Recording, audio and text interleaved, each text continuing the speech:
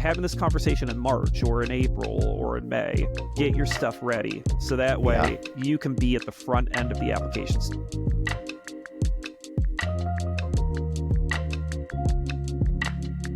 All right. Pleasure to be with Jake Baska from 7Sage Admissions Podcast, and a great member of the admissions team here at 7Sage. How are you, Jake? Doing okay. Yeah. So the sun is shining, and the admissions season is maybe almost over. So okay. We'll see. So yeah, exactly. It's just sort of like Groundhog Day. It's like a little less stressful at this time of year, though. For our folks who are still waiting on decisions, that time is coming up where they know decision letters are right around the corner. Yeah, so let's do a little kind of status update. So we're recording this on March 14th. Where are we at, like, typically in a cycle? What's going on? What unique things are happening this cycle? Clue me in. So usually by the middle of March, we're kind of at a pivot point, meaning so to this point, admissions offices have been really focused on reviewing applications, providing decisions, et cetera. This year is a bit different in that applications are up drastically on a national level. And we can come back to that because that deserves a little more time to flesh out. And it's probably going to affect folks who are applying next year. So the people who are taking the LSAT now, that's going to be relevant for them in some ways.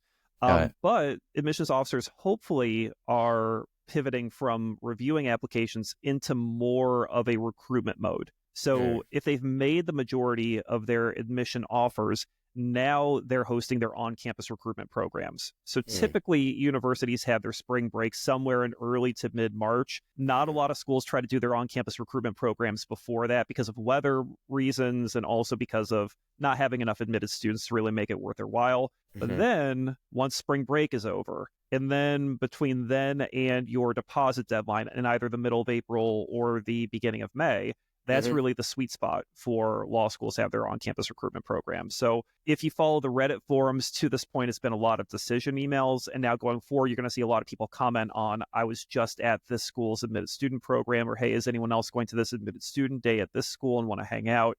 You're going to see a lot more of that. You're also going to see schools really roll out their financial aid and scholarship offers too, that this is the go time for that because schools know that students are going to make decisions in the next month. So you need to give them that financial aid letter so that students know what their options are. Got it.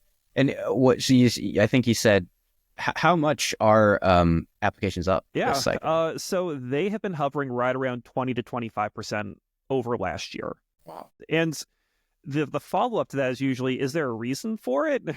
That was my next question. Yeah, I know. And a lot of us kind of throw up our hands at this point because the other years in the last decade or so, when there have been drastic increases, you could point to something. So, for example, in the 2019-2020 admission cycle, there was a surge of applications right at the end, but that was because of the COVID shutdowns, right? Then the following admission cycle, 2020, 2021, applications were up drastically. Remember, everyone was locked down. They had nothing better to do than take the LSAT and apply to law schools. Exactly. Gotcha. So you could point to something in 2016-17. That was the year after President Trump was first inaugurated in his first administration. And there did seem to be a surge of applications from students who wanted to be engaged in the law school process, that perhaps they couldn't have pointed to a reason why they wanted to go to law school before, but this political moment really caught them. So what is unique about 24-25? I mean, it was an election cycle, but it's one that we could see a far way off, right? Obviously. Right. Economically, the economy was just fine. Sometimes recessions drive applications to graduate school because in uncertain economic times, it's a more secure path. It's something to do for a couple of years while the recession's happening.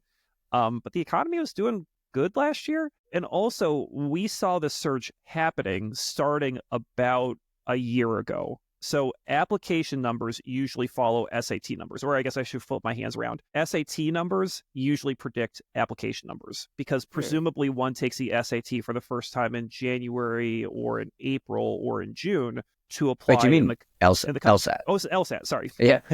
Yeah, I'll repeat that. I was like, wow, these are, I wouldn't expect exactly. that. So presumably one takes the LSAT in January or April or June to apply in the coming admission cycle. So if you start seeing increased numbers of applications in those early tests, you can tell there's probably going to be a surge in applications. Yeah. And we started to see an increased number of LSAT test takers all the way back in October of 2023. Every LSAT since October of 23 has had more people take it than the year before. So October 23 had more than October 22, November 23 more than November 22. That hot streak has continued up until this moment and is likely to continue on the April exam too. So more people want to go to law school, I guess is the answer. And then for our folks who are applying this coming cycle, since we're already seeing those big numbers of LSAT test takers, and there's likely to be some spillover effect, people who didn't have quite the results they were hoping for in this admission cycle,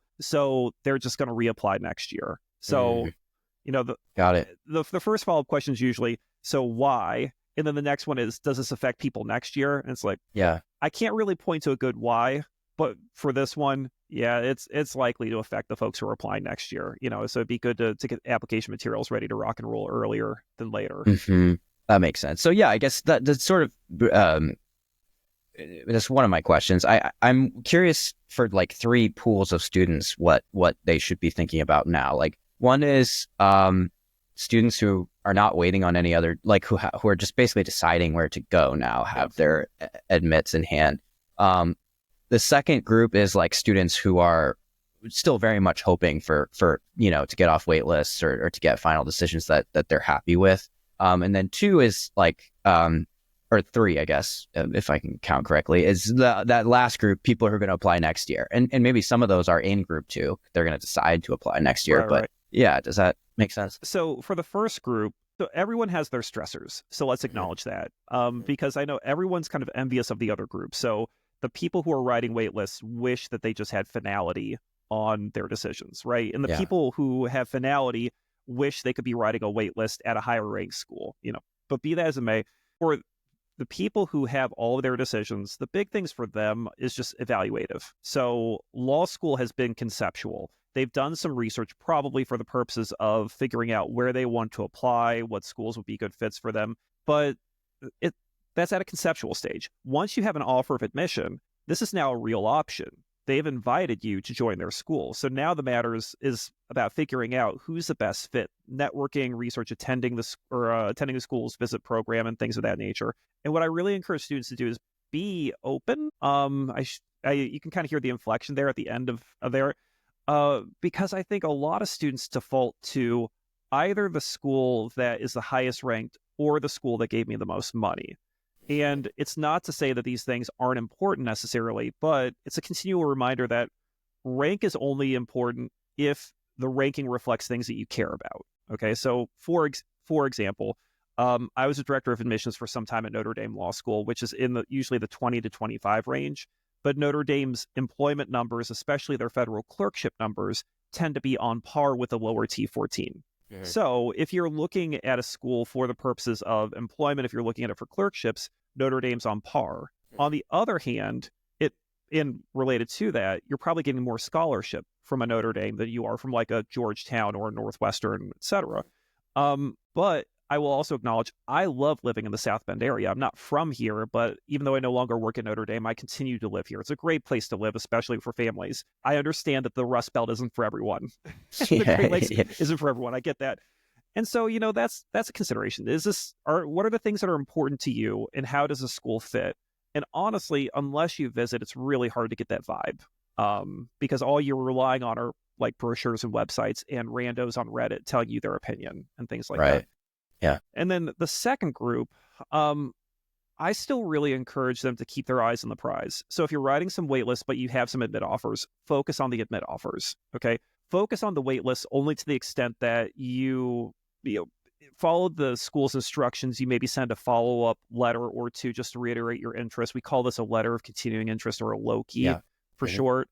But honestly, once you send in a LOKI, just put that school to the side, because your possibility of admission, your chances of admission are in no way based on your desire. They're going to be based on, does the school have open seats? Do you fit any demographic or statistical needs that they may have after, their deposit deadline passes? And those are things completely out of your control. So send in your Loki and then completely forget that the school exists and instead focus on where are my offers? Let me go visit those schools. Let me network with those alums. Let me figure out what's the right fit for me, because you're going to have to put down a deposit at one of these schools. If your primary interest, and this is like the segue into that third group. Yeah. If I want to start law school next year, and I'm going to go to the best school I go to, and if it's the T14, that's cool. But if not, I'll just go to this best school. Sure. Yeah.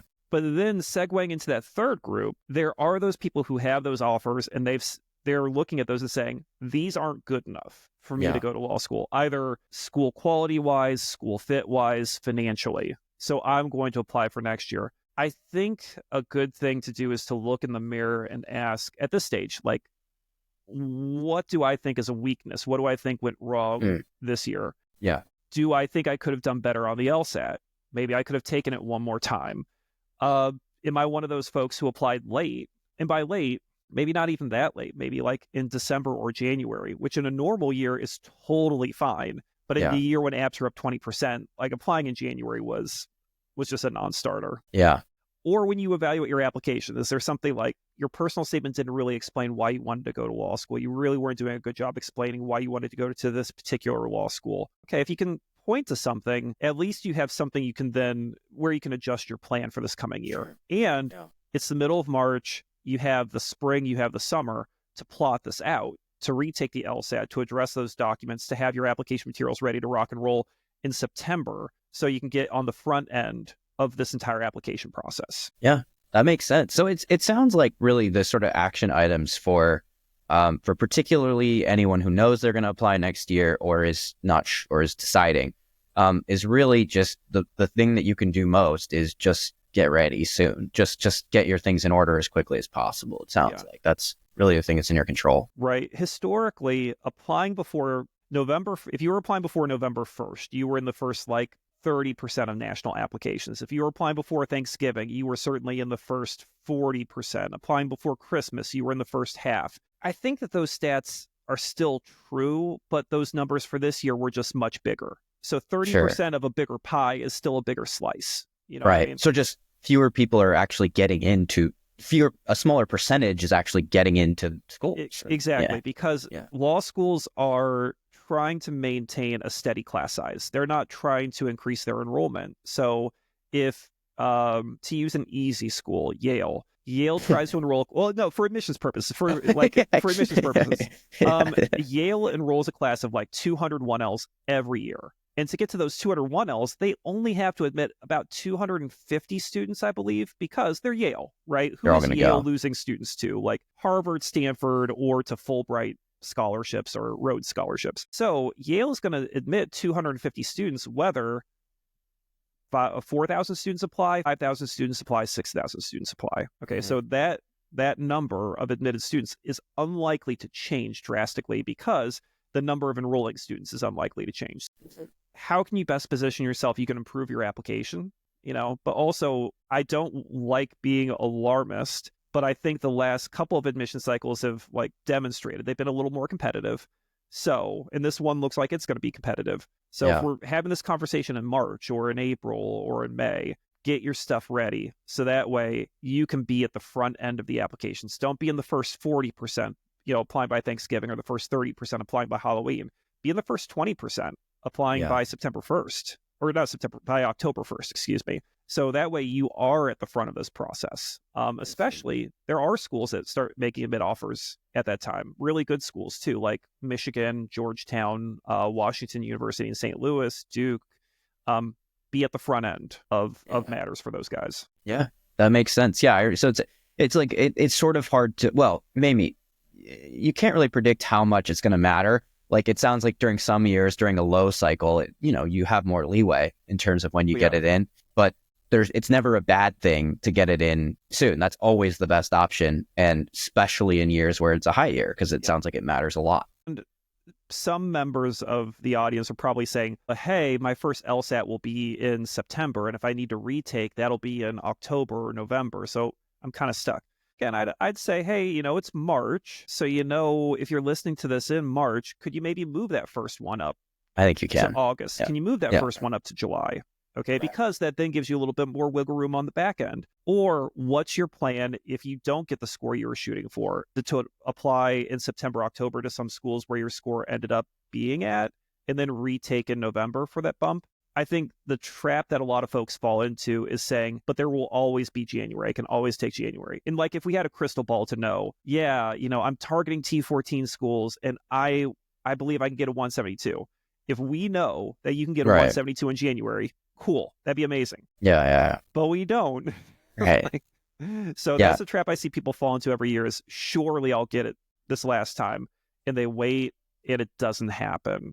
And by that point, the schools that were a little bit lower down, they're also really competitive for admission. You would have been competitive if you'd applied in October, but now it's January, February. Yeah, exactly. There's a lot that you just can't predict in this process. And one of the things that you can do best for yourself is start early, because I mean, you just don't know. Maybe you plan for July, and when you get there, you're not ready to take it. Okay. That's a possibility. And if we're in July and you're scoring well below the score that you really need to get into the schools that you want to, my recommendation there would be, okay, let's wait, but you want to start early. You want to get ahead of these things.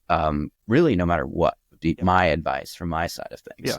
And related to that, that's at one end of the bell curve. Start early. But then at the other end of this bell curve is also be ambitious, set goals, set dreams. Okay. Yeah. But also acknowledge, like, life takes you in weird directions. Okay. If you want to be a lawyer, you can go to really good law schools that are in the tier below your dream, the second tier below your dream. And they could be great fits for you. And you could get a lot of scholarship to attend those schools. But they're only good options if you allow yourself to believe they are good options. Totally. I mean, the thing that I also encourage people is, like, listen, hopefully your dream is to be a lawyer, not to go to X law school. Like, X law school is in service of being a lawyer, And so, like, look at the bottom line. It's not your dream isn't to get XYZ on the LSAT or to get a degree from XYZ. Those are just in service of what you ultimately want to do. And these things will determine the path. Your LSAT score will determine where you go, the amount of money you get, school you go to determines your internship opportunities, all these things. But, like, ultimately, there are many ways to get to your ultimate dream is what. Yeah, exactly. And again, I think sometimes people assume surely the only path to big law is one of these 14 T14 schools. That is not the case. Okay. Some schools may be a little bit more regional than others, admittedly, but if you want to be in that region, if you want to be in that city, to use Chicago as an example, Chicago has UChicago and Northwestern right there. They also have DePaul, they have Loyola, they have Kent. These are really good schools if you want to be in Chicago. And you're going to have great access to great alumni networks and wonderful educational resources. And the name brand outside of Chicago isn't going to carry as much weight as UChicago or Northwestern. But if you want to be in Chicago, who cares? Right. Absolutely. Yeah. No, there's a lot of options and a lot of different ways to get to a happy career in the law. Real quick, this is something that I was wondering. Well, how did it end up as the T14? When did we start? Why did that happen? Why was it 14? Right. So U.S. News rankings began in like the mid 80s, and I think law school rankings began in the late 80s. And the first year, there was a lot of flux. But then the second year, this cohort became solidified. And they have always been these top 14 schools in every ranking since then, with like minor exceptions. So Georgetown is always number 14. And so there are years like this past year where Georgetown falls to 15. And then either Texas or UCLA, who are always 15, 16, leapfrog them. But got it. Yeah, but Georgetown is always T14. UCLA and Texas are never T14s. So because they've always been that cohort, and it also admittedly, the schools in that grouping are all Ivies or schools of Ivy prestige, public Ivies like Virginia and what have you. So once you get outside of that, you still have prestigious name brand schools, but you also have schools that are flagship state schools, but like mentally, I think, are the next tier or two down in the eyes of most people nationally, like Minnesota law. So Minnesota is a great law school. It's always right around number 20. USC is a great private school. They're always right around 20. No one thinks of USC or Minnesota in the same way as like a Duke, for example. Fair or not. And I tend to think not. but that's why that cohort is referred to as a T14. It's just they've always been that just cohort. Convention. Yeah. It's easy to refer to, and I think it's just that shorthand prestige, because everyone who's in there is a school that you would believe to be in there. There's no interloper that shocks you. Right. My suspicion before speaking to you was like, this has to be the work of someone who works at Georgetown Law. Why wouldn't it be the top 10? Or right? Who's most benefited by it being cut off at 14? Probably the school that's right around Georgetown, 14. Cornell, Northwestern. Yeah. So actually, that's because Cornell is an Ivy, and they're always like 12 or 13. That's probably one reason why. Because if you want to lump all the Ivy law schools in together, you need to extend it at you got to cut it to 13. Yeah. Interesting. Well, thanks for letting me know. It's something I've often wondered about, and thanks for chatting, Jake. That was really, I think, illuminating for me, and I think helpful for our listeners and viewers. Also, before we sign off, check out Jake's admissions podcast, the 7Sage Admissions Podcast. If you liked what you heard here, you're going to like that even more because there's more of it. So check it out every other week, wherever you listen to fine podcasts, Spotify, Apple, you name it. It's there. Cool. Thanks, Jake. Yeah, absolutely.